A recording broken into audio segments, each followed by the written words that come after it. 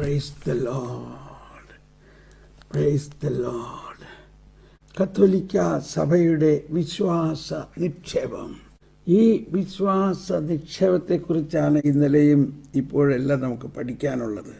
ഇവിടെ പറയുകയാണ്, John Paul രണ്ടാമൻ മാർപ്പാപ്പ കിഴക്കിൻ്റെ വെളിച്ചത്തിൽ 4-ാമത്തെ പാരഗ്രാഫിൽ നമ്മുടെ സഭകൾ അവയുടെ പാരമ്പര്യങ്ങളാവുന്ന ഭണ്ഡാകാരത്തിൽ സൂക്ഷിക്കുന്ന അപരിമേയമായ സമ്പത്തിനെ വാക്കിലും പ്രവൃത്തിയിലും ഇന്ന് കാണിച്ചു കൊടുക്കാൻ നമ്മൾ വിളിക്കപ്പെട്ടിരിക്കുന്നു. സ്നേഹമുള്ളവരെ, ഇതാണ് ആ വിശ്വാസത്തിൻ്റെ ഭണ്ഡാകാരം. ഇത് മനസ്സിലാക്കുന്നില്ലെങ്കിൽ നമ്മുടെ ജീവിതം വളരെ ദുർഭഗമായൊരവസ്ഥയാണ്. നമ്മൾ തെറ്റായ പ്രബോധനങ്ങളിൽ കുടുങ്ങി.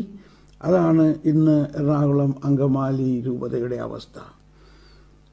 അവിടെ ബിഷപ്പുമാർ മുതൽ വൈദിക മേലധ്യക്ഷന്മാർ മുതൽ വളരെ വലിയ ശ്രേണിയിലിരിക്കുന്നവർ സഭയുടെ യഥാർത്ഥ പ്രബോധനത്തെ സ്വീകരിക്കാത്ത ഒരു അവസ്ഥ. അതവർക്ക് മനസ്സിലാവുന്നില്ല.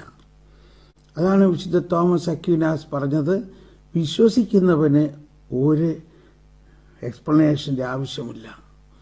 വിശ്വസിക്കാത്തവനോട് എത്ര എക്സ്പ്ലനേഷൻ കൊടുത്താലും ഒരു പ്രയോജനവുമില്ല. The one who believes need no explanation, and no explanation is enough for the one who do not believe. സ്നേഹമുള്ളവരെ, അതുകൊണ്ട് ഒരു എക്സ്പ്ലനേഷനും കൊണ്ട് പ്രയോജനമില്ല. മറിച്ച് നമ്മൾ പരിശുദ്ധാത്മാവിനോട് ഈ വെളിച്ചം എല്ലാ വിശ്വാസികളിലും, പ്രത്യേകിച്ച് ബിഷപ്പുമാരിലും, സഭാ പ്രബോധനം പഠിപ്പിക്കാൻ ബാധ്യപ്പെട്ടിരിക്കുന്ന കാറ്റക്കിസം ഡയറക്ടേഴ്സിലും, സെമിനാരി പ്രൊഫസർമാരിലും, വൈദികരിലും എല്ലാം പ്രസരിക്കണമേ എന്ന് നമുക്ക് ആഴമായി പ്രാർത്ഥിക്കാം. സ്നേഹമുള്ളവരെ, ആത്മാർത്ഥമായി നമ്മൾ ഈ കിഴക്കിൻ്റെ വെളിച്ചത്തെക്കുറിച്ചുള്ള പഠനത്തിൻ്റെ അവസാന ദിവസങ്ങളിലേക്ക് നമ്മൾ വന്നുകൊണ്ടിരിക്കുകയാണ്. 4-ാമത്തെ പാരഗ്രാഫാണ്. ഇനി 1, 2, 3 പാരഗ്രാഫുകൾ. എന്നിരുന്നാലും വളരെ കഴമ്പുള്ള പ്രബോധനമാണ് നമ്മൾ പഠിക്കുന്നത്. വരുവിൻ, നമുക്ക് ആ പ്രബോധനം നമ്മൾ തന്നെ പൂർണ്ണ ഹൃദയത്തോടെ ഉൾക്കൊള്ളാം. അങ്ങനെ ഉൾക്കൊണ്ടുകൊണ്ട് നമ്മുടെ സഹോദരങ്ങളായ എറണാകുളം അങ്കമാലി രൂപതയിലെ എല്ലാ ബിഷപ്പുമാരെയും, വൈദിക മേലധ്യക്ഷന്മാരെയും, സന്യസ്തരെയും, ധ്യാനകേന്ദ്ര ഡയറക്ടർമാരെയും, വചനപ്രഘോഷകരെയും, അൽമായ നേതാക്കളെയും എല്ലാം ഈ കിഴക്കിൻ്റെ വെളിച്ചം പ്രകാശിപ്പിക്കട്ടെ എന്ന് പരിശുദ്ധാത്മാവിനോട് പ്രാർത്ഥിക്കാം.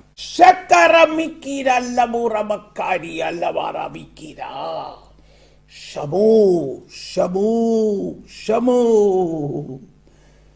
കർത്താവ് അരുളി ചെയ്യുന്നു, എൻ്റെ വാത്സല്യഭാജനങ്ങളെ, എന്നിൽ നിന്നൊഴുകുന്ന ജ്ഞാനപ്രവാഹം, എന്നിൽ നിന്നൊഴുകുന്ന വിശ്വാസപ്രവാഹം, എന്നിൽ നിന്നൊഴുകുന്ന സ്നേഹപ്രവാഹം പൂർണ്ണമായി അടങ്ങിയിരിക്കുന്നത് എൻ്റെ ഭണ്ഡാകാരവും വിശ്വാസത്തിൻ്റെ നിക്ഷേപവുമായ എൻ്റെ പ്രബോധനത്തിൽ നിന്നാണ്.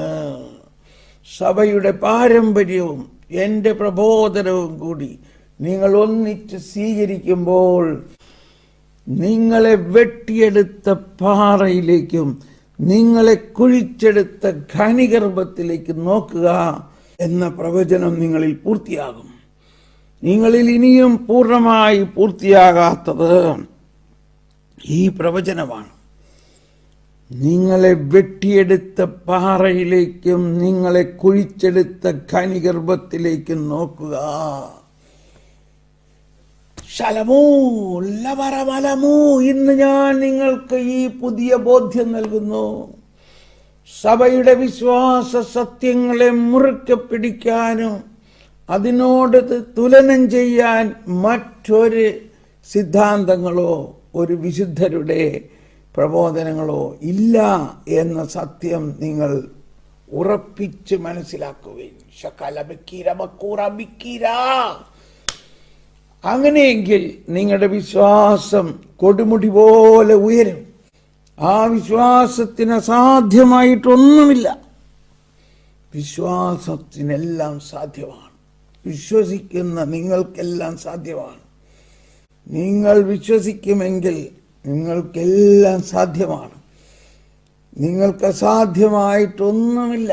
നിങ്ങൾക്ക് അസാധ്യമായിട്ടൊന്നുമില്ല. വിശ്വസിക്കുന്നവനെല്ലാം സാധ്യമാണ്. ശകരമക്കീരിയല്ല പൂറ, ദൈവത്തിന് അസാധ്യമായി ഒന്നുമില്ല എന്ന് സുവിശേഷം പറയുന്നു. അതോടൊപ്പം തന്നെ പറയുന്നു, നിങ്ങൾക്കൊരു കടുക് മണിയോളം വിശ്വാസമുണ്ടെങ്കിൽ നിങ്ങൾക്കും അസാധ്യമായിട്ടൊന്നുമില്ല. നിങ്ങളിത് വിശ്വസിക്കുന്നുവോ? നിങ്ങൾ ആരാണ്? നിങ്ങൾ ആരാണ്? നിങ്ങളിൽ ആരാണ് എന്ന് തിരിച്ചറിയുവിൻ. ശലമക്കുരിയല്ലമറ ശന്താലമക്കുരിയ, എൻ്റെ സർവാതീത ശക്തിയും എൻ്റെ വിശ്വാസത്തിൻ്റെ സത്തയും നിങ്ങളിൽ ഞാനിതാ ഇന്ന് കൂടുതൽ അഭിഷേകമായി നൽകുന്നു. നിങ്ങളുടെ വിശ്വാസത്തെ ഞാൻ ഉയർത്തുന്നു. നിങ്ങളുടെ വിശ്വാസത്തെ ഞാൻ ഉയർത്തുന്നു. ഒരു പ്രലോഭനങ്ങൾ കൊണ്ടും ഒരു പ്രകമ്പനങ്ങൾ കൊണ്ടും തളർത്താൻ സാധിക്കാത്ത കരുത്താർന്ന വിശ്വാസം നിങ്ങൾക്ക് ഞാൻ നൽകുന്നു. അതിനാൽ എൻ്റെ ജനമേ, നിങ്ങൾ എനിക്ക് ഏറ്റവും പ്രിയപ്പെട്ടവരാകുന്നു. അതുകൊണ്ട് നിങ്ങൾക്ക് ഉള്ളവന് കൂടുതൽ കൊടുക്കപ്പെടും എന്ന വചനമനുസരിച്ച്, എന്ന എൻ്റെ പ്രബോധനമനുസരിച്ച് നിങ്ങൾ ഓരോരുത്തർക്കും കൂടുതൽ നൽകപ്പെടുന്നു. ശലമക്കൂറമക്കീരിയ, എന്നാൽ കൂടുതൽ ലഭിച്ചവരിൽ നിന്ന് കൂടുതൽ ഞാൻ പ്രതീക്ഷിക്കുന്നു. നിങ്ങൾ എന്നോട് കൂടെ കൂടുതൽ സമയം ഇരിക്കണം, കൂടുതൽ പ്രവർത്തിക്കണം, കൂടുതൽ ചിന്തിക്കണം, കൂടുതൽ പ്രസരിപ്പിക്കണം, കൂടുതൽ പ്രവർത്തിക്കണം, കൂടുതൽ വലിയ വിശ്വാസ ബോധ്യങ്ങളിലേക്ക് നിങ്ങൾ ഉയരണം, ഉയരണം, ഉയരണം. ആമേൻ, ആമേൻ, ആമേൻ. എൻ്റെ അടുക്കൽ വരുവിൻ, എന്നിൽ നിന്ന് പഠിക്കുവിൻ. Praise the Lord, praise the Lord.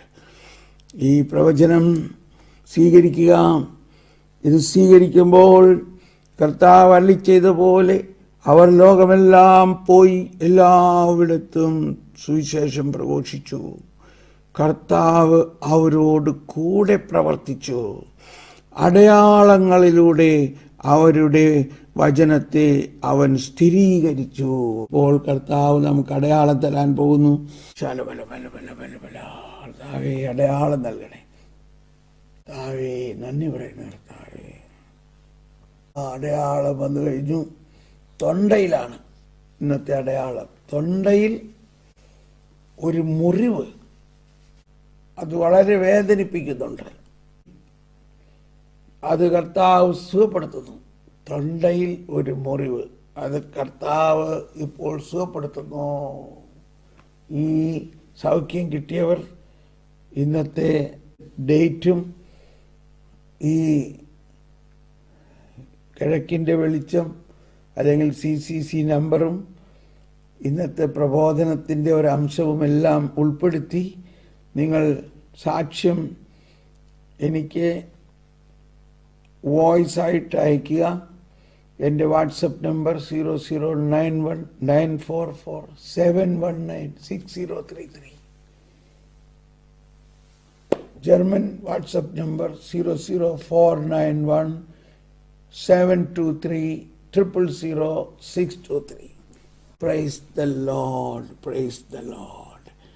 Hallelujah, hallelujah. ഒരു നിമിഷം നമുക്ക് ഇന്നത്തെ പ്രവചനത്തെക്കുറിച്ചൊന്ന് സ്തുതിച്ച് നന്ദി പറയാം. Hallelujah, hallelujah. നന്ദി കർത്താവേ, നന്ദി കർത്താവേ. ഞങ്ങളിതെല്ലാം സ്വീകരിക്കുന്നു കർത്താവേ, സ്വീകരിക്കുന്നു. ഞങ്ങളിൽ ഇത് സംഭവിക്കണമേ. ഞങ്ങളിൽ വിശ്വാസത്തിൻ്റെ കരുത്ത് ഞങ്ങൾക്ക് നൽകണമേ. വിശ്വാസത്തിൻ്റെ കരുത്താണ് നമ്മുടെ ജീവിതത്തിൻ്റെ വിജയം. ആമേൻ, ആമേൻ, ആമേൻ. നമ്മുടെ വിശ്വാസത്തെക്കുറിച്ച് പൂർണ്ണമായ അറിവ് ഉണ്ടാകുന്നത് സഭയുടെ പ്രബോധനത്തിൽ നിന്നും മാത്രമാണെന്നുള്ള ഒരു കാര്യം നമ്മൾ വീണ്ടും ഇന്നത്തെ പ്രവചനത്തിൽ പറയുന്നത് ശ്രദ്ധിക്കണം. വരുവിൻ. നമുക്ക് ക്ലാസ്സിലേക്ക് പ്രവേശിക്കാം. നമ്മളിപ്പോൾ പഠിച്ചുകൊണ്ടിരിക്കുന്നത് കിഴക്കിൻ്റെ വെളിച്ചത്തിൽ 4-ാമത്തെ ഖണ്ഡികയാണ്. നമ്മൾ 4-ാമത്തെ പാരഗ്രാഫിൻ്റെ ആദ്യം മുതൽ ഒന്നുകൂടി വായിക്കുകയാണ്. തങ്ങളുടെ ജീവിതത്തിൻ്റെ അർത്ഥം അന്വേഷിച്ചുകൊണ്ടുള്ള ഇന്നത്തെ സ്ത്രീ പുരുഷന്മാരുടെ മുറവിളി പാശ്ചാത്യവും പൗരസ്ത്യവും ആയ എല്ലാ സഭകളിലും എത്തുന്നുണ്ട്. ഈ വിളിയിൽ നമ്മൾ ശ്രവിക്കുന്നത് തങ്ങൾ വിസ്മരിച്ചു പോയ, തങ്ങൾക്ക് നഷ്ടപ്പെട്ടു പോയ സ്വർഗീയ പിതാവിനെ തേടുന്നവരുടെ ആമന്ത്രണം ആണ്. ലൂക്കാ 15:18 മുതൽ 20 വരെ, യോഹന്നാൻ 14:8. ഇവിടെ പറയുന്നത് മുടിയനായ പുത്രൻ്റെ ആ തിരിച്ചുവരവിൻ്റെ സമയത്ത് മുടിയനായ പുത്രൻ പറഞ്ഞ കാര്യമാണ്. ഞാൻ എൻ്റെ പിതാവിൻ്റെ ഭവനത്തിലേക്ക് തിരിച്ചു പോകും. അങ്ങനെ ലോകം മുഴുവനും, പ്രത്യേകിച്ച് വിശ്വാസികൾ, വിശ്വാസത്തിൻ്റെ ജീവിതത്തിൽ തന്നെ നമ്മൾ വഴിതെറ്റിപ്പോയ അവസ്ഥയാണ് പലർക്കും. അതുമൂലം ജീവിതത്തിൽ വളരെ പ്രധാനപ്പെട്ട പല കാര്യങ്ങളും നമ്മൾ സ്വപ്നങ്ങളായിട്ട് തന്നെ നിൽക്കുന്നു. അത് പൂവണിഞ്ഞില്ല, നാം സംഭവിച്ചില്ല. വളരെ പരിതാപകരമായ അവസ്ഥകളാണ് നിരവധി കുടുംബങ്ങളുടെ. എന്നാൽ ഇതിനെല്ലാം ഉത്തരം തിരിച്ചു വരിക, മെറ്റനോയ, പിതാവിലേക്ക് തിരിച്ചു വരിക, വിശ്വാസത്തിൻ്റെ കൂടുതൽ ആഴമായ പ്രബോധനങ്ങൾ പഠിക്കുക. വിശ്വാസത്തിൻ്റെ പ്രബോധനങ്ങൾ നമ്മൾ പഠന വിഷയമാക്കുമ്പോൾ എന്താ പഠിക്കേണ്ടത്? ഇവിടെ മാർപ്പാപ്പ പറയുന്നത്, ഇന്നത്തെ സ്ത്രീകളും പുരുഷന്മാരും നമ്മോട് ആവശ്യപ്പെടുന്നത് പിതാവിനെ അറിയുകയും അവിടുത്തെ വെളിപ്പെടുത്തുകയും ചെയ്ത മിശിഹായെ അവർക്ക് കാണിച്ചു കൊടുക്കാനാണ്. പിതാവിനെ അറിയുകയും അവിടുത്തെ വെളിപ്പെടുത്തി കൊടുത്ത മിശിഹായെ അവർക്ക് കാണിച്ചു കൊടുക്കാനാണ്. അതാണ് ക്രിസ്തുവിനെ കുറിച്ചുള്ള അറിവ്, യേശുക്രിസ്തുവിനെ കുറിച്ചുള്ള അറിവ്. യേശുക്രിസ്തുവിലുള്ള വിശ്വാസത്തിൻ്റെ പ്രധാന രഹസ്യങ്ങൾ സഭയുടെ പാരമ്പര്യത്തിൽ നിന്നുള്ള അറിവ് വേണം. ഉദാഹരണത്തിന് ഞാൻ പറഞ്ഞു ഇന്നലത്തെ ക്ലാസ്സിൽ, വീണ്ടും പറയുകയാണ്, ഈ വിശ്വാസ സത്യങ്ങളാണോ നമ്മൾ കൂടുതൽ ഊന്നൽ കൊടുക്കുന്നത്, അതോ ഫസ്റ്റീനായുടെ ഡയറിയോ ദൈവമനുഷ്യൻ്റെ സ്നേഹഗീതമോ അല്ലെങ്കിൽ ഏതെങ്കിലും പ്രത്യേക വിശുദ്ധന്മാരുടെ ഡയറിയോ അല്ലെങ്കിൽ അവരുടെ ജീവിത കഥയോ എന്തിനാണ് നമ്മൾ കൂടുതൽ പ്രാധാന്യം കൊടുക്കുന്നത്? അത് ക്ലിയർ ആകുമ്പോൾ തന്നെ നമ്മുടെ വിശ്വാസം ശക്തിപ്പെടും.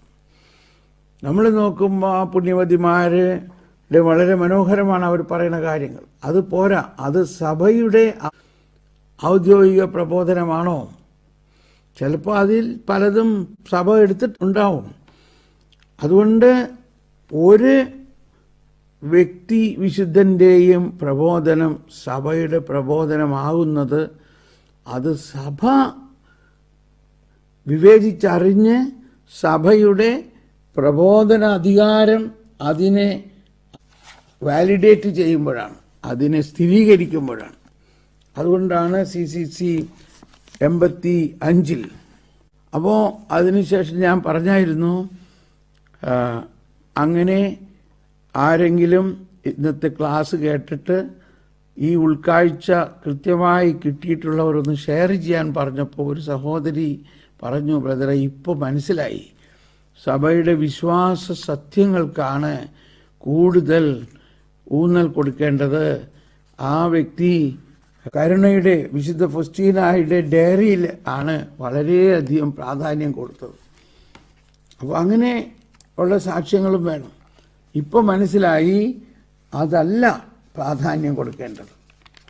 അതിലെഴുതിയേക്കണതൊക്കെ നല്ല കാര്യമാണ്, ഈശോ പറഞ്ഞതാണ്, പക്ഷെ അത് സഭയുടെ പ്രബോധനമായിട്ടില്ല.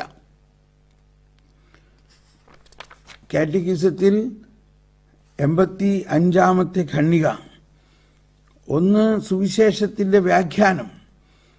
ലിഖിത രൂപത്തിലോ പാരമ്പര്യത്തിലോ ഉള്ള ദൈവവചനത്തെ അതിനെ ആധികാരികമായി വ്യാഖ്യാനിക്കാനുള്ള ധർമ്മം സഭയുടെ സജീവ പ്രബോധനാധികാരത്തിന് മാത്രമാണ് നൽകപ്പെട്ടിരിക്കുന്നത്.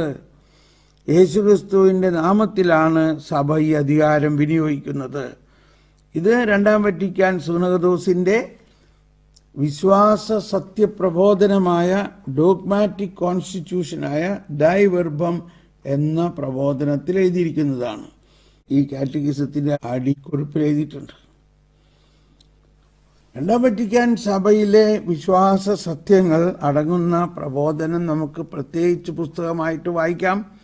എന്നാൽ അത്യാവശ്യം നമുക്ക് വേണ്ടതെല്ലാം കാറ്റഗിസത്തിൽ ഉൾക്കൊള്ളിച്ചിട്ടുണ്ട്. ഇനി 88 വിശ്വാസ സത്യങ്ങൾ. ക്രിസ്തുവിൽ നിന്ന് സ്വീകരിച്ച പ്രബോധന അധികാരം സഭ പൂർണ്ണമായി വിനിയോഗിക്കുന്നത് വിശ്വാസ സത്യങ്ങൾ പ്രഘോഷിക്കുമ്പോഴാണ്. അതായത് ക്രൈസ്തവ ജനത്തിൽ നിന്ന് വിശ്വാസത്തോടുള്ള ഒരു നിരുപാധിക വിധേയത്വം. അതാണ് നമ്മൾ യാതൊരു ചോദ്യവുമില്ലാതെ ഒരു തർക്കവുമില്ലാതെ ഒബ്ലിഗേറ്ററി ആയിട്ട് വിശ്വസിക്കേണ്ടതാണ് ഒരു വിശ്വാസി. അതാണ് വിശ്വാസ സത്യം. ഉദാഹരണത്തിന് പരിശുദ്ധ കന്യാമറിയത്തിൻ്റെ ജനനം, അമലോത്ഭവം, അതിനെക്കുറിച്ച് സഭയുടെ വിശ്വാസ സത്യമുണ്ട്. ആ സഭയുടെ വിശ്വാസ സത്യം ഇവിടെ ഇതിൽ തന്നെ പറയുന്നുണ്ട്. 492 അമലോത്ഭവത്തെക്കുറിച്ചുള്ള വിശ്വാസ സത്യം, the immaculate conception, dogma of immaculate conception. 491 മുതൽ 491. ദൈവത്താൽ കൃപാവരം കൊണ്ട് നിറയ്ക്കപ്പെട്ട മറിയം അവളുടെ ഉദ്ഭവ നിമിഷം മുതൽ തന്നെ രക്ഷിക്കപ്പെട്ടവളാണെന്ന് നൂറ്റാണ്ടുകളിലൂടെ സഭ ബോധവതിയായി. വിശുദ്ധ പിയൂസ് 9 മാർപ്പാപ്പ 1854 പ്രഖ്യാപിച്ച അമലോത്ഭവം എന്ന വിശ്വാസ സത്യം ഏറ്റുപറയുന്നതാണിത്. കണ്ടോ, വിശ്വാസ സത്യം, ദ ഡോഗ്മ.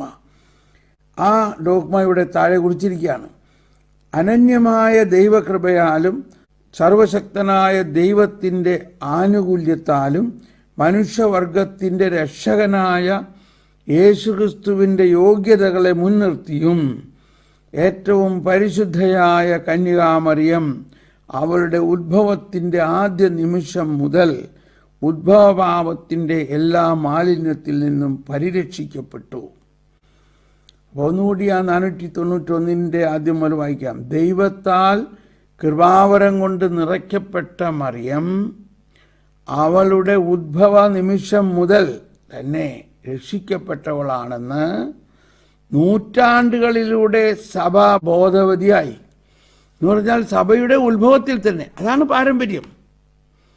സഭയുടെ പാരമ്പര്യം ഉത്ഭവത്തിൽ തന്നെ ഈ കാര്യം സഭ വിശ്വസിച്ചു പോന്നു. എന്നാൽ അത് ഒരു ഡോഗ്മയായിട്ട് ഇപ്പോൾ പ്രഖ്യാപിച്ചിരിക്കുകയാണ്. കാരണം ഇപ്പോൾ ഒരുപാട് പേർ അതിനെക്കുറിച്ച് തർക്കിക്കുകയാണ്. അപ്പോൾ ആ തർക്കത്തിൻ്റെ ആവശ്യമില്ല. ഒരുപാട് പേര് അത് വിശ്വസിക്കാൻ പറ്റുന്നില്ല. ആ തർക്കം പാടില്ല. അതാണ് നിരുപാധികം.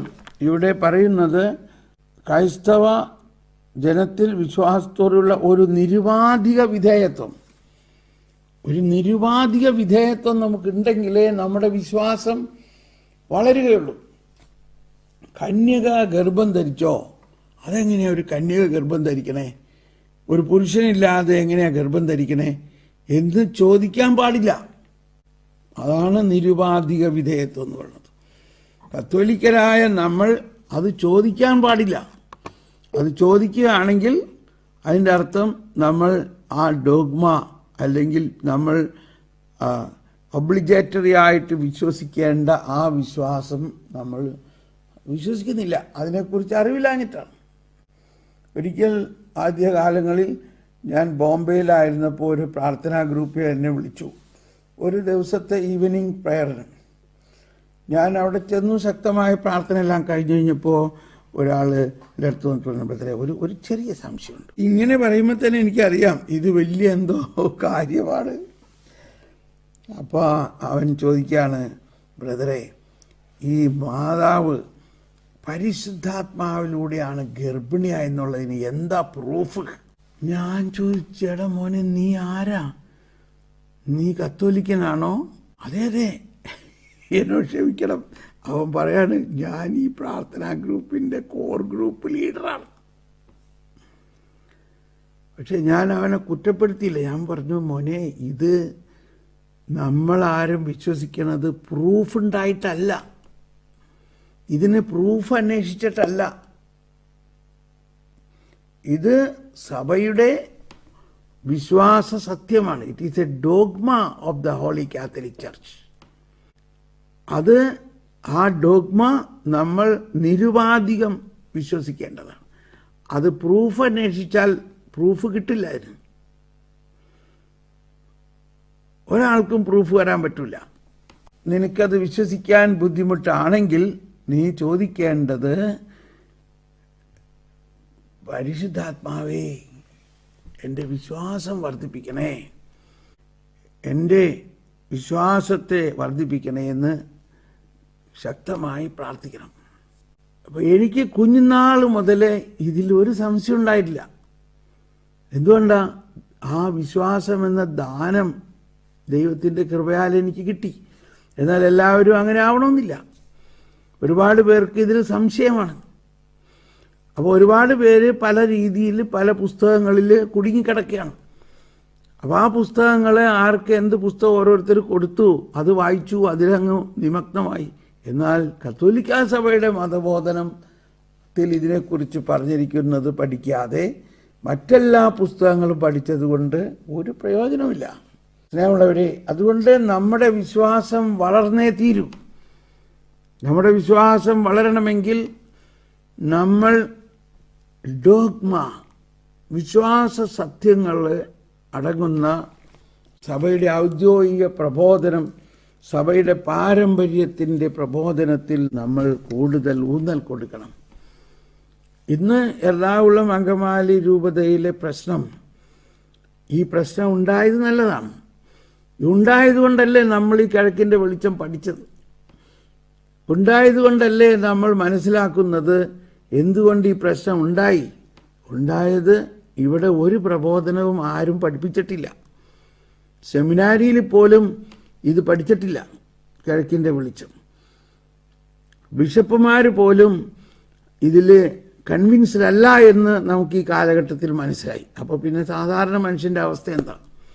ഇത് അവരെ കുറ്റപ്പെടുത്താൻ പറയണല്ലോ. ഇതാണ് സഭയുടെ അവസ്ഥ. അപ്പോൾ അങ്ങനെയുള്ള സഭയിൽ എങ്ങനെ ആ സഭ വളരും? ആ സഭ വളരണമെങ്കിൽ നമ്മൾ അമ്മാമ്മമാരും വീട്ടമ്മമാരും നമ്മളെ സാധാരണക്കാരുടെ വിശ്വാസം അതിനെ താങ്ങണം. ഞാൻ പണ്ട് പറയാനുള്ളൊരു ഉദാഹരണം ഇപ്പോൾ പറയാൻ വീണ്ടും പ്രേരിപ്പിക്കുകയാണ്. സാധാരണ ആൾക്കാരുടെ വിശ്വാസത്തിന് വളരെ പ്രാധാന്യമുണ്ട്. ഒരു അമ്മ പള്ളിയിൽ വൈകുന്നേരം കുർബാനയ്ക്ക് പോണ നേരത്ത് കുടയുമായിട്ട് പോവുകയാണ്. അപ്പോൾ വേനൽക്കാലമാണ്, കുടയെടുക്കേണ്ട ആവശ്യമില്ല. പക്ഷേ അപ്പോൾ പിള്ളേർ ചോദിച്ചു, അമ്മാമ്മ എന്ത് ചെയ്യുക കുടയായിട്ട് വരണത്? അതെ, ഇന്നലെ പള്ളിയിൽ അച്ഛൻ പറഞ്ഞില്ലേ, ഇന്ന് നമ്മൾ മഴ വരാൻ വേണ്ടി പ്രാർത്ഥിക്കാൻ പോവുകയാണെന്ന്. മഴയില്ലാത്തത് കൊണ്ട് കർഷകരെല്ലാം വളരെ പ്രയാസത്തിലാണ്. അതുകൊണ്ട് നമ്മൾ മഴ കിട്ടാൻ വേണ്ടി പ്രാർത്ഥിക്കുകയാണ്. അങ്ങനെ ആ മഴ കിട്ടാൻ വേണ്ടി ഉള്ള പ്രാർത്ഥന പള്ളിയിലച്ഛൻ പ്രാർത്ഥിച്ചു. എന്ത് വേണു? പള്ളിയിൽ കുർബാന കഴിയിടയ്ക്ക് മുമ്പ് മഴ പെയ്യാൻ തുടങ്ങി. ആർക്കും മടങ്ങിപ്പോകാൻ പറ്റിയില്ല. ഈ അമ്മാമ്മ മാത്രം മടങ്ങിപ്പോയുള്ളൂ. അപ്പോൾ ഇതാണ് ആ അമ്മാമ്മയുടെ വിശ്വാസം. ഈ അമ്മാമ്മമാരുടെ വിശ്വാസമാണ് സഭയുടെ വിശ്വാസത്തിൻ്റെ മറ്റൊരു അടിത്തറ. നമുക്കറിയാം, കോട്ടയത്ത് നിന്ന് വയനാട്ടിലേക്ക് കുടിയേറിയ ക്രിസ്ത്യാനികൾ ആ കാലഘട്ടത്തിൽ അവിടെ പള്ളിയോ ഒന്നും ഉണ്ടായിരുന്നില്ല. അവർക്ക് കട്ടാമ്പാറയും മമ്മട്ടിയും പിടിച്ച് അവർ പാറയും ഇതും വെട്ടി അവിടെ കഷ്ടപ്പെട്ട് വളർന്നു. പക്ഷേ അവർക്ക് വിശ്വാസം ഉണ്ടായിരുന്നു. പള്ളിയൊന്നും അവിടെ ഉണ്ടായില്ല, പിന്നീടാണ് പള്ളിയൊക്കെ വന്നത്. അപ്പം എന്ന പോലെ ഈ സാധാരണക്കാരുടെ വിശ്വാസത്തിന് വലിയ കാര്യമുണ്ട്. കാരണം അവർ നിരുപാധികം വിശ്വസിക്കുന്നു. നമ്മുടെ വിശ്വാസം യുക്തി പ്രകാശിക്കുന്നതാണ് വിശ്വാസം എന്ന് പറയുന്നത് തന്നെ. അതാണ് യുക്തിയും വിശ്വാസവും. അതെല്ലാം നമ്മൾ കാറ്റഗിസത്തിൽ പഠിച്ചതാണ്. യുക്തിവാദികൾ എന്ന് പറഞ്ഞാലും നമ്മൾ യുക്തി ചിന്തിച്ചാലും മനസ്സിലാക്കണം, യുക്തിയുടെ ഒരു കാര്യം ഉത്ഭവപാപം മൂലം എല്ലാവരുടെയും യുക്തിയിൽ ഒരു തരം മലിനത കടന്നിരിക്കുന്നു. ആദവും ഹവ്വയും കർത്താവ് പറഞ്ഞത് അനുസരിക്കാൻ ബാധ്യസ്ഥനായിട്ടും അവർ അത് അനുസരിക്കാൻ പറ്റിയില്ല. എന്തുകൊണ്ടാണ്? അവരുടെ യുക്തിയിൽ പിശാച് പറഞ്ഞത് കേട്ടു, അതവർ സ്വീകരിച്ചു. അപ്പോൾ എന്ത് സംഭവിച്ചു? ദൈവത്തിലുള്ള വിശ്വാസം അവർ കളഞ്ഞു. മറിച്ച് പിശാച് പറഞ്ഞത് അവരുടെ യുക്തി സ്വീകരിച്ചു. അങ്ങനെ മനുഷ്യവംശത്തിൻ്റെ മുഴുവൻ പേരുടെയും യുക്തി മലിനമായി. ആ യുക്തി ഈശോയുടെ മനുഷ്യാവതാരത്തിലൂടെ ആ യുക്തി പ്രകാശിപ്പിക്കപ്പെടുകയും മാതാവിൻ്റെ മനസ്സിലുള്ള യുക്തിയിലാണ് പറയുന്നത് ദൈവത്തിനൊന്നും അസാധ്യമല്ല എന്ന് അവൾ വിശ്വസിച്ചു. മാതാവ് യുക്തി ചിന്തിക്കാൻ ഉദ്ദേശിച്ചു, എങ്ങനെ ഒരു പുരുഷനില്ലാതെ ഞാൻ ഗർഭിണിയാകും? അതാണ് മാതാവ് ആദ്യം ചോദിച്ചത്. അതിന് ഞാനൊരു പുരുഷനെ അറിയില്ലല്ലോ, യുക്തിയാണത്. അപ്പോൾ മാലാഖ പറഞ്ഞു, പുരുഷനിലൂടെ അല്ല നീ ഗർഭിണിയാകാൻ പോകുന്നത്, പരിശുദ്ധാത്മാവ് നിന്റെ മേൽ വരും. പിന്നെ അവിടെ മാതാവ് ഒരു ചോദ്യം ചോദിക്കുന്നില്ല. കാരണം മാതാവിൻ്റെ യുക്തിയിൽ ദൈവത്തിനൊന്നും അസാധ്യമല്ല എന്ന് അത് CCC 274 പറയുന്നുണ്ട്. മാതാവിൻ്റെ യുക്തിയിൽ അത് പ്രകാശിപ്പിക്കപ്പെട്ടു. പിന്നെ മിണ്ടുന്നേയില്ല. മാതാവ് വളരെ നിശബ്ദയാണ്, സ്തുതിക്കുകയാണ്, ദൈവത്തെ മഹത്വപ്പെടുത്തുകയാണ്. ഇതാ കർത്താവിൻ്റെ ദാസി, നിന്റെ വചനം പോലെ എൻ്റെ ജീവിതത്തിൽ സംഭവിക്കട്ടെ. അപ്പോൾ നമ്മുടെ യുക്തി പ്രകാശിക്കപ്പെടാത്തത് കൊണ്ടാണ് ഈ പ്രശ്നം. അതുകൊണ്ടാണ്, അപ്പോൾ അതെല്ലാം നമ്മൾ പഠിച്ചു കഴിഞ്ഞതാണ്. യുക്തി പ്രകാശിപ്പിക്കപ്പെടുന്നത് സഭയുടെ പ്രബോധനത്തിലൂടെയാണ്, ദൈവവചനത്തിലൂടെയാണ്, പരിശുദ്ധാത്മാവിലൂടെയാണ്. അപ്പോൾ നമ്മൾ എല്ലാ ദിവസവും പ്രാർത്ഥിച്ചുകൊണ്ടിരിക്കുന്നത് ഇതാണ്, വെളിച്ചം തരേണമേ, അല്ലെങ്കിൽ വെളിവു നിറഞ്ഞോരീശോ നിൻ വെളിവാൽ കാണുന്നു, വെളിവിനടിയാരഖിലാധാർ മതാം വെളിവും നീ. കർത്താവേ, എനിക്ക് വെളിവ് തരണേ, എൻ്റെ യുക്തിയെ പ്രകാശിപ്പിക്കണമേ. അങ്ങനെ നമ്മൾ പ്രാർത്ഥിക്കുമ്പോൾ ആ പ്രാർത്ഥന നമ്മെ കൊണ്ടുവന്നെത്തിക്കുന്നത് പ്രകാശത്തിൻ്റെ സ്രോതസ്, വിശ്വാസത്തിൻ്റെ സ്രോതസ് സഭയുടെ പ്രബോധനമാണ് എന്നാണ്. ഇത് ഇവിടെ ഇരിക്കുകയാണ്, കർത്താവും ജീവദാതാവും. ഈ കർത്താവും ജീവദാതാവും എന്ന ഈ പ്രബോധനം ഇറങ്ങിയിട്ട് നമ്മുടെ നവീകരണത്തിൽ, ഇത് കേരള സഭയിൽ ഇത് ആരും പബ്ലിഷ് ചെയ്തില്ല മലയാളത്തിൽ.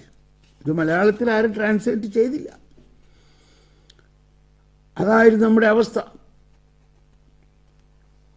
ഇത് 1998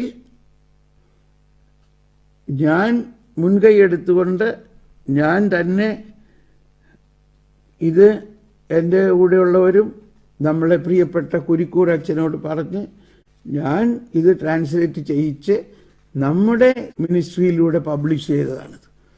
ഇതെവിടെയും കിട്ടില്ല. ഇതിൻ്റെ PDF ഞാൻ അയച്ചു തരാം. ഇത് ജോൺ പോൾ രണ്ടാമൻ മാർപ്പാപ്പയുടെ പ്രബോധനങ്ങളിൽ ഈ കിഴക്കിൻ്റെ വെളിച്ചം പോലെ തന്നെ ഇത് വളരെ പ്രധാനപ്പെട്ട ഒന്നാണ്. പഠിച്ചാൽ മനസ്സിലാവില്ല, അനുഭവമാണ്. കാരണം അതിനുവേണ്ടി നിങ്ങൾ പ്രാർത്ഥിക്കാത്തതുകൊണ്ടാണ്. നിങ്ങൾ എന്താ പ്രാർത്ഥിക്കണത്? ഈശോ പറഞ്ഞു യോഹന്നാൻ 14:26. എന്താണ് 14:26? പരിശുദ്ധാത്മാവ് എന്ന് സഹായകൻ വരുമ്പോൾ അവൻ നിങ്ങളെ എല്ലാ കാര്യങ്ങളും പഠിപ്പിക്കും. ഇതാണ് നമ്മുടെ മാസ്റ്റർ പീസ്. എന്ത് പഠിപ്പിക്കും? എല്ലാ കാര്യങ്ങളും പഠിപ്പിക്കും. പഠിച്ചാൽ മനസ്സിലായില്ല എന്നത് വളരെ വലിയ കാര്യമാണ്. കാരണം ഈ വലിയ കാര്യങ്ങൾ നമുക്കെങ്ങനെ മനസ്സിലാവും? നമുക്ക് മനസ്സിലാകുകയാണെങ്കിൽ, നമുക്ക് ചില കാര്യം പെട്ടെന്ന് മനസ്സിലാവുകയാണെങ്കിൽ അത് ദൈവത്തിൽ നിന്നല്ല എന്നാണ് വിശുദ്ധ അഗസ്തീനോസ് പറയുന്നത്. നമ്മൾക്ക് വലിയ കാര്യങ്ങൾ പെട്ടെന്ന് മനസ്സിലാകുകയാണെങ്കിൽ അത് ദൈവത്തിൽ നിന്നല്ല. ദൈവത്തിൽ നിന്നുള്ള കാര്യങ്ങൾ മനുഷ്യ മനസ്സിന് പെട്ടെന്ന് എങ്ങനെ മനസ്സിലാകണേ? അതിനാണ് പരിശുദ്ധാത്മാവിൻ്റെ ദാനങ്ങൾ, ജ്ഞാനം, അറിവ്, വിവേകം, ദൈവഭയം തന്നേക്കണം. സീത നേരെ കിടക്കണ കണക്കാണ്. അതിനാണ് വ്യക്തിപരമായ പ്രാർത്ഥനയിൽ പരിശുദ്ധാത്മാവേ, എന്നിൽ വസിക്കുന്ന പരിശുദ്ധാത്മാവേ, എനിക്കറിയില്ല, എൻ്റെ അറിവ് ഒരെണ്ണോളമേ ഉള്ളൂ, എനിക്കിനി ഒരു കടലോളം പഠിക്കാനുണ്ട്. പരിശുദ്ധാത്മാവേ, എനിക്കറിയില്ല, ജ്ഞാനം നൽകണേ എന്ന് പ്രാർത്ഥിച്ച് 1-2 മിനിറ്റ് മിണ്ടാതിരിക്കുമ്പോൾ പരിശുദ്ധാത്മാവ് നമ്മുടെ അകത്ത് ഒരു വെളിവ് നൽകിക്കൊണ്ട് നമ്മൾ മനസ്സിലാകാതിരുന്ന ആ കാര്യത്തിന് ഒരു മനസ്സിലാക്കൽ തരുന്നു. ഞാൻ പറയാറുള്ളൊരു ഉദാഹരണമുണ്ട്, വീണ്ടും ഞാൻ അവതരിപ്പിക്കുകയാണത്. മനസ്സിലാക്കൽ എന്ന് പറഞ്ഞാൽ എന്താണ്? ഈ കപ്പ് നമ്മുടെ മനസ്സാണെന്ന് വിചാരിച്ചോ? ഈ കപ്പ് മനസ്സിൽ ആയി എന്ന് പറഞ്ഞാൽ ഈ കപ്പിലാവുന്നതിനെ മനസ്സിലായി എന്ന് പറയാം. കണ്ടോ, മനസ്സിലായി. മനസ്സ് ഈ കപ്പാണ്, അതിലാവുന്നത് മനസ്സിലായി. ഇനി മനസ്സിലാകാത്ത വലിയൊരു സാധനം ഇത് കണ്ടോ, ഈ 5 വലിയ കാര്യങ്ങൾ അടങ്ങുന്ന ഒന്ന് ഇതിൻ്റെ അകത്തേക്ക് ആകുന്നില്ല. കണ്ടോ, ഇത് കണ്ടോ, ഇതിൻ്റെ മുകളിൽ വന്നിങ്ങനെ നിൽക്കുകയാണ്. ഈ 5 എലിമെൻറ്റ്സ്, ഈ 5 വിരലുകൾ പ്രതിനിധീകരിക്കുന്ന 5, ഈ കൈപ്പത്തി അടങ്ങുന്ന 5 കാര്യങ്ങൾ മനസ്സിലാകുന്നില്ല, ഇതിൻ്റെ അകത്തേക്ക് കയറുന്നില്ല. കണ്ടോ, കയറുന്നില്ല. അപ്പം എന്തു ചെയ്യണം? പരിശുദ്ധാത്മാവേ, ഈ 5 കാര്യങ്ങൾ എനിക്ക് മനസ്സിലാകുന്നില്ല. ഓക്കെ, അപ്പോൾ പരിശുദ്ധാത്മാവ് എന്ത് ചെയ്യും? നോക്കിക്കോട്ടോ, പരിശുദ്ധാത്മാവ് ഈ 5 കാര്യങ്ങളെ മനസ്സിൽ ആകുന്ന രീതിയിൽ കണ്ടോ,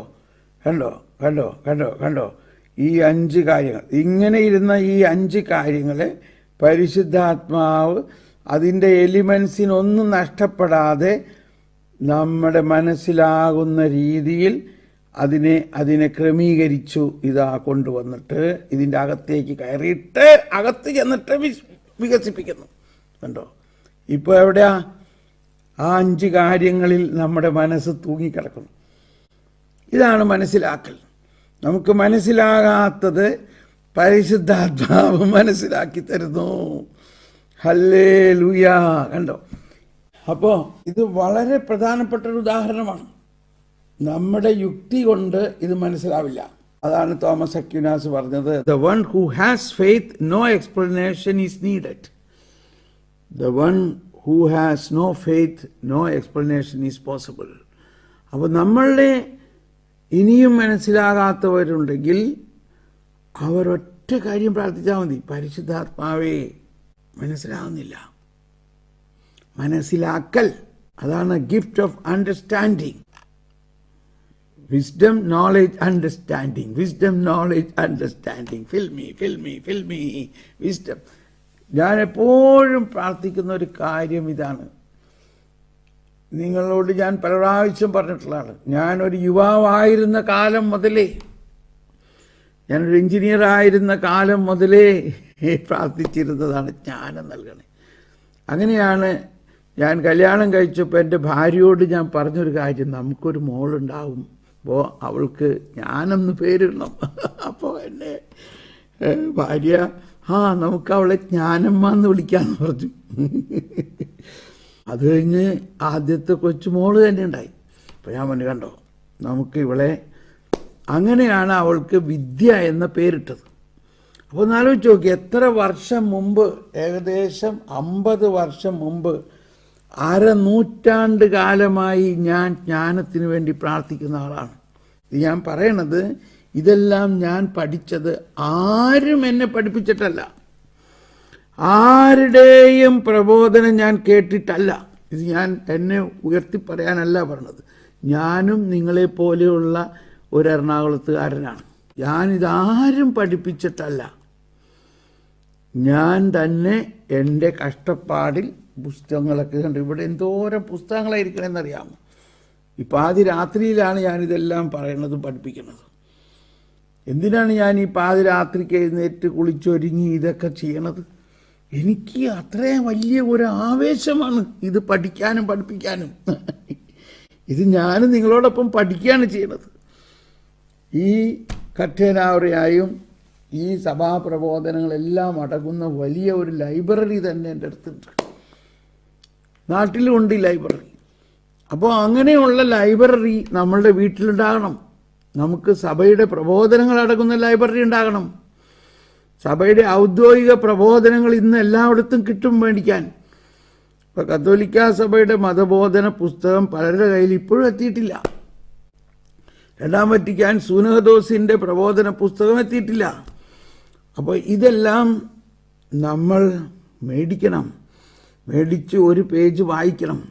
വായിച്ചിട്ട് മനസ്സിലാവുന്നില്ല, അടച്ചു വയ്ക്കാതെ അതിൽ തന്നെ നോക്കിയിട്ട്, പരിശുദ്ധാത്മാവേ ഇതെനിക്ക് മനസ്സിലാവുന്നില്ല, പരിശുദ്ധാത്മാവേ ജ്ഞാനം നൽകണേ എന്ന് പറഞ്ഞ് കുറച്ച് സമയം ആ ഒരു പാരഗ്രാഫ്, ആ ഒരു ലൈൻ, ഒരുപാട് അങ്ങനെ വായിച്ച് മനസ്സിലാക്കണ്ട, ഒരു പാരഗ്രാഫ്, അതിനകത്ത് ഒരു ലൈൻ. ഇപ്പം നമ്മൾ ഇന്നലെ മുഴുവനും ആകെ കോൺസെൻട്രേറ്റ് ചെയ്യുന്ന 2 ലൈനാണ്. ഇന്നലെ ഇന്നും ഈ 2 ലൈനിൽ നിന്ന് നമുക്ക് പോകാൻ പറ്റുന്നില്ല. എന്താണ്? അവ ചോദിക്കുന്നവരെ എളിമയോടും മനസ്സലിവോടും പൂർണ്ണമായ സഹാനുഭാവത്തോടും കൂടെ നമുക്ക് ശ്രവിക്കാം. നമ്മുടെ സഭകൾ അവയുടെ പാരമ്പര്യങ്ങളാകുന്ന ഭണ്ഡാകാരങ്ങളിൽ നിന്ന്. അപ്പോൾ ഈ ഒരു പ്രബോധനം നോക്കി, ഈ പാരമ്പര്യം ഒരു ഭണ്ഡാകാരമാണ്. ഇത് അച്ഛന്മാർക്കോ ബിഷപ്പ്മാർക്കോ മാത്രമുള്ളതാണോ? ഇത് ഓരോ വിശ്വാസിക്കും ഉള്ളതാണത്. മാർപ്പാപ്പയുടെ എല്ലാ പ്രബോധനങ്ങളിലും എഴുതിയിരിക്കുന്ന ഇതാണ്: മെത്രാന്മാർ, വൈദികർ, വിശ്വാസികൾ എന്നിവർക്കായി ജോൺ പോൾ II മാർപ്പാപ്പ എഴുതിയ ശ്ലൈഹിക ലേഖനം കിഴക്കിൻ്റെ വെളിച്ചം. ഉണ്ടോ? അപ്പോൾ വിശ്വാസികൾക്ക് ആത്മാവിന് വേണ്ടിയിട്ടാണ് ഇത് എഴുതിയിരിക്കുന്നത്. അപ്പോൾ നമ്മൾ ഇതിനു വേണ്ടി ഒരല്പം ഉത്സാഹം കൊടുക്കണം. അപ്പോൾ ഇവിടെ പറയുന്ന കണ്ടോ, അവ ചോദിക്കുന്നവരെ എളിമയോടും മനസ്സലിവോടും പൂർണ്ണമായ സഹാനുഭാവത്തോടും കൂടെ നമുക്ക് ശ്രവിക്കണം. ദൈവിക കാര്യങ്ങൾ എല്ലാവർക്കും അങ്ങനെ മനസ്സിലാവണമെന്നില്ല. അതാണ് മാർപ്പാപ്പ ഇവിടെ പറയാണ്, ഇന്നത്തെ സ്ത്രീ പുരുഷന്മാരുടെ ഈ ചോദ്യത്തിന്, ലോകം നമ്മോട് ചോദിക്കുന്ന ചോദ്യത്തിന് എളിമയോടും മനസ്സലിവോടും 3 പൂർണ്ണമായ സഹാനുഭാവത്തോടും കൂടി നമ്മൾക്ക് ശ്രവിക്കാം. എന്നിട്ട് എന്ത് ചെയ്യണം? എന്നിട്ട് നമ്മുടെ ഉത്തരമല്ല കൊടുക്കേണ്ടത്, നമ്മുടെ അകത്തുള്ള ആശയമല്ല കൊടുക്കേണ്ടത്. നമ്മുടെ സഭകൾ അവയുടെ പാരമ്പര്യങ്ങളാകുന്ന ഭണ്ഡാകാരങ്ങളിൽ സൂക്ഷിക്കുന്ന അപരിമേയമായ സമ്പത്തിനെ വാക്കിലും പ്രവൃത്തിയിലും ഇന്ന് കാണിച്ചു കൊടുക്കുവാൻ നമ്മൾ വിളിക്കപ്പെട്ടിരിക്കുന്നു. ഇതല്ലേ ഇപ്പം ഞാൻ ചെയ്യണത്? നമ്മളിതല്ലേ ചെയ്യണത്? സഭയുടെ ഭണ്ഡാകാരമാകുന്ന, ഉണ്ടോ, ഇതാണ് ഭണ്ഡാകാരം. ഇതിന് പറയണത് തന്നെ വിശ്വാസ നിക്ഷേപം എന്നാണ്. ഇതിൻ്റെ ആദ്യത്തെ പേജിൽ നിങ്ങൾ നോക്കിയേ, ഇതിന് എഴുതിയിരിക്കുന്നത് വിശ്വാസ നിക്ഷേപം എന്നാണ്. അതാണ് ഭണ്ഡാകാരം.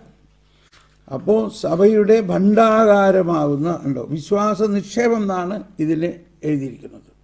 രണ്ടാം വത്തിക്കാൻ സാർവത്രിക സുനഹദോസിന് അനുസൃതമായി വിരചിതമായ കത്തോലിക്ക സഭയുടെ മതബോധന ഗ്രന്ഥം വിശ്വാസ നിക്ഷേപം എന്ന് പറഞ്ഞിരിക്കുകയാണ്.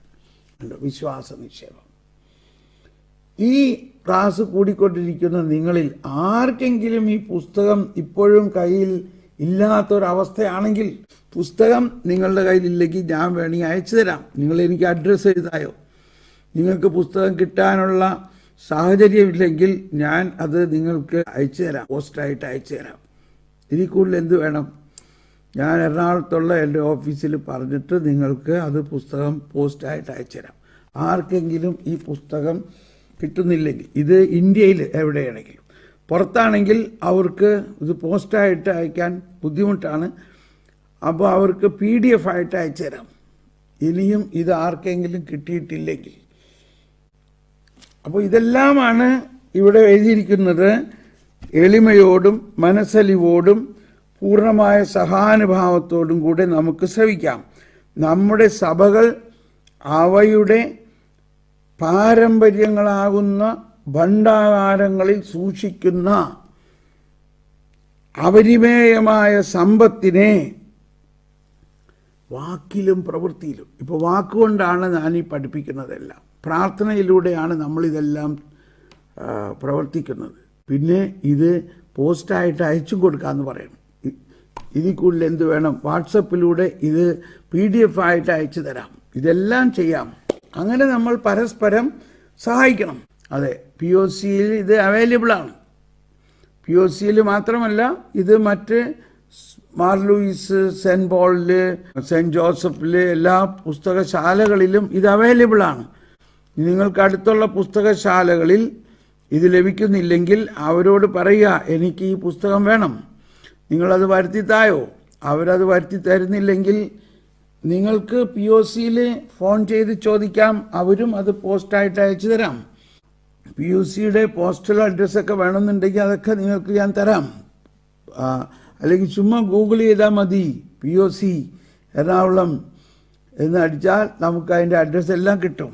നമ്മൾ ഈ ഒറ്റ വരിയെ ഇന്ന് പഠിച്ചിട്ടുള്ളൂ. അപ്പോൾ നമുക്ക് ഇന്ന് ഇത്രയും സാധിച്ചുള്ളൂ. നമുക്ക് കർത്താവിന് നന്ദി പറയാം. ഇനി ഇന്നത്തെ ഈ ക്ലാസ്സിലൂടെ ഇത്രയും പറഞ്ഞിട്ടും ഇപ്പോഴും ഇതിനൊക്കെങ്കിലും സംശയമുണ്ടെങ്കിൽ എനിക്ക് നിങ്ങൾ വ്യക്തിപരമായിട്ട് മെസ്സേജ് ഇടുക. ഞാൻ അതിൻ്റെ റൂട്ട് കോസ് കണ്ടുപിടിച്ച് എന്തുകൊണ്ടാണ് ഇപ്പോൾ നമ്മളുടെ കേരള സഭയിൽ തന്നെ പലരും സഭ വിട്ടുപോയി. ഇപ്പോൾ ഇതെല്ലാവർക്കും അറിയാവുന്ന കാര്യമാണ്. ടോം സക്കറിയ, വേറെ എന്താ ഇരിഞ്ഞാലക്കുട ഭാഗത്തുള്ള അതിൻ്റെ പേര് പോലും എനിക്കറിയില്ല, എന്തെന്നാണ് ഒരു പേടകം ഉണ്ടാക്കിയ ആൾക്കാർ, ഇതൊക്കെ അതിനെല്ലാം കാരണം അവർ സഭയുടെ പ്രബോധനം പഠിക്കാത്തതുകൊണ്ടാണേ. അപ്പോൾ അവർ കുറേ ആൾക്കാരെയും കൊണ്ടുപോയി അവരെയും വഞ്ചിച്ചു. അപ്പോൾ ഇതൊക്കെ നമ്മുടെ കൺമുമ്പിൽ നടക്കണ കാര്യങ്ങളാണ്. എന്തുകൊണ്ട് നടക്കണു? സഭയുടെ പ്രബോധനം അല്ല അവർ പഠിച്ചത്. ഇതെല്ലാം സഭയിലുണ്ട്. എന്തിനു പറയണു?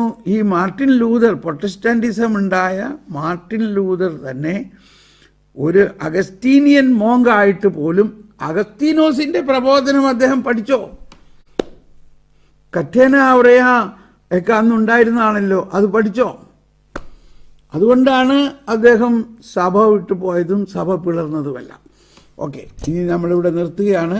നമ്മൾക്ക് പ്രാർത്ഥിക്കാം. പരിശുദ്ധാത്മാവേ, ഞങ്ങളുടെ ഉൾക്കണ്ണുകൾ തുറക്കണമേ, ഞങ്ങളുടെ യുക്തിയെ പ്രകാശിപ്പിക്കണമേ, ഞങ്ങളുടെ യുക്തി വിശ്വാസ സത്യങ്ങളിൽ കേന്ദ്രീകൃതമാക്കണമേ. എല്ലാവരും ഒന്ന് സ്തുതിച്ചുകൊണ്ട് ഹല്ലേലൂയ, ഹല്ലേലൂയ, ഹല്ലേലൂയ. കർത്താവേ, സഭ മുഴുവനും വിശ്വാസ സത്യങ്ങളെ മുറുക്കെ പിടിച്ചുകൊണ്ട് വിശ്വാസത്തിൽ വളരാൻ ഞങ്ങളെ അനുഗ്രഹിക്കണമേ. നിങ്ങൾ ഇന്ന് കേട്ട കാര്യങ്ങളനുസരിച്ച് അതിനെ പ്രായോഗിക തലത്തിലേക്ക് കൊണ്ടുവരിക. നമ്മൾ ആർക്കെങ്കിലും എന്തെങ്കിലും വിശ്വാസ സത്യങ്ങൾ അടങ്ങാത്ത പ്രബോധനങ്ങൾ പഠിക്കുന്നുണ്ടെങ്കിൽ അതിനെ നിർത്തുക. അതാണ് ആദ്യം ചെയ്യേണ്ടത്. എന്നിട്ട് കത്തോലിക്കാ സഭയുടെ മതബോധന പുസ്തകത്തിൽ ഈ ഒരു 50 മുതൽ 150 വരെയുള്ള ഭാഗങ്ങൾ വായിക്കുമ്പോൾ അവിടെ എല്ലാം ഈ വിശ്വാസത്തിൻ്റെ വലിയ രഹസ്യങ്ങളാണ് പറയുന്നത്. അത് നിങ്ങൾ ആരംഭിക്കുക. എന്നിട്ട് പരിശുദ്ധാത്മാവിനോട് പ്രാർത്ഥിക്കുക, എന്നെ പഠിപ്പിക്കണേ, എനിക്ക് മനസ്സിലാക്കി തരണേ. Praise the Lord. God bless you. എല്ലാവർക്കും നന്ദി.